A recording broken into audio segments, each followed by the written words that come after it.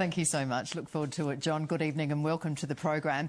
First, it's the ingredient of most fairy tale stories, the commoner who magically turns into a prince or princess. Well, one Adelaide family believes the fairy tale has come true for them. Brothers Marek and Andrew Kaspersky claim they're the direct descendants of Polish royalty and have taken on the titles of princes. However, many experts are highly sceptical of their claims of nobility. Even a family member has now come forward attacking the legitimacy of her blue blood rallies. So princes or pretenders? Here's Francesca Belperio. A lot of people like to live in a sort of fantasy world, which clearly is one that they've entered. This is a royal fairy tale like no other. It's pure fantasy on so many levels. A fable featuring princes and princesses, but not the type that occupy the castles of Europe.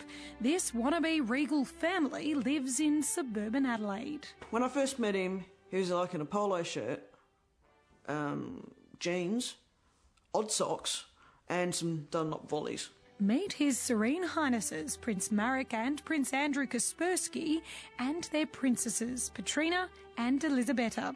According to their website, brothers Andrew and Marek claim they spring from Polish nobility, and they're at home in the company of other aristocrats from all over the globe. Well, they're claiming to be something that they aren't. Anything they've sort of come and told you about, I just would laugh at. Sharon Matthews is Princess Petrina's twin sister. Petrina wed Prince Marek in a royal ceremony 4 years ago. At my sister's hen's party, the girls, oh, she's going to be a princess, isn't it wonderful? And I was just like, am I the only one? That I, Marek Stefan Kaspersky, take you, Petrina Michaela Mort. She was suspicious of her future brother-in-law, Prince Marek, from the start. When I first met him, he was just plain Mark. And he was Mark for quite some time, and then all of a sudden he was Marek's, is it Jan Stefan Kaspersky or the other way around? And then this whole royal thing started. They started buying the royalty magazine, you know, there's a magazine and it's royalty. And he told her that not only was she going to be in that one day, that she was also going to meet Princess Mary. Princess Mary? Yes. And your sister believed him? It was like that. What happened at the royal wedding? This royal wedding, we all had this strict dress code. It was black tie. The ladies had to wear dresses or skirts, but they had to be ankle length. You could not have knee length because of the royalty that was coming, and it was all supposed to be blah, blah, blah. None of the royalty arrived. Next minute, Andrew and Mark got cloaks on, and there's scrolls in Andrew's hands, and there's this footstool that my sister bought from Loot. From Loot Homewares shop? They got my father to kneel on this footstool from Loot. And they got this broadsword, and they started reading out this scroll. And basically, Dad was being knighted and made a baron. She was convinced the princesses had been deceived. Eventually, Sharon became estranged from the royal family. I would like my family to realise that what I have been saying and trying to put across to them has been right, and like to be embraced back within the family.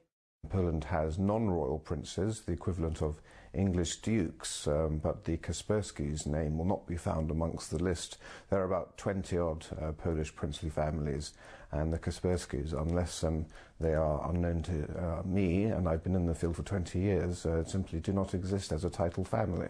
Rafe Heydel-Mankoo is a royal commentator and expert in honours and orders. He says many of the claims on the Kaspersky brothers' website are highly dubious, made to look more impressive by their membership of a group called the Order of St Stanislas. The Order of St Stanislas is an illicit revival of a true order which became extinct in 1917. It is not a true order in the sense that it doesn't have the authority of a state behind it. It was created by a man who called himself His Serene Highness Prince Grandmaster Count Juliusz Nowina-Sokolnicki, one of the more interesting titles you'll come across. And amongst its membership we have found many people who have titles which are of dubious repute. So it's not surprising then that the Kaspersky brothers are unknown to many members of Adelaide's Polish community, including Dom Polski volunteer for 40 years, Eve Barkowiak. We have never had Kasperskys in any Polish event in Adelaide. The Polish government doesn't recognise royalties anymore. Their Serene Highnesses, who declined to appear, say they don't seek to publicise their family history, though their website suggests otherwise when it suits them. And being a royal does have its benefits. My mother has told me they have had hotel upgrades. I wouldn't be surprised if maybe they've been upgraded to first class on some flights, maybe. I mean, the sky's the limit. But Prince Andrew doesn't just claim to be amongst the ranks of the Polish royal family, but also the ranks of the Royal Australian Navy. I was told that he was in the Navy. I was told that he did a lot of hush-hush operations. But His Serene Highness has been busted on a military imposter's website for fraudulently sporting 3 prestigious medals, including our second highest honour for bravery, the Star of Courage. Oh, there he is. That's gold. Look at that. He claimed that he was serving as a Navy commander in the first Gulf War and committed an act of heroism whilst there and was awarded the Star of Courage and then subsequently the Order of Australia. Any truth in that? No truth whatsoever. Bill Hobson is one of the investigators who tracked down phony war service wannabes. He prefers to remain undercover. He's never served in the Navy or in the Defence Force at all. Never pulled a boot on. Andrew has admitted he never served in the Navy, but even after he was outed by the ANZMI website, he claimed he'd never worn any service medals in public.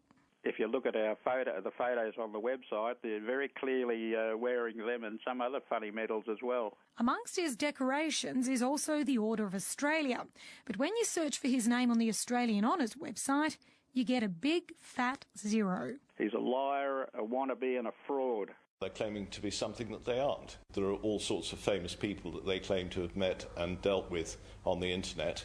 There's pictures of them with Indian princes and so on, and they're obviously using their extremely dubious titles to gain entry to places that they shouldn't be getting entry to.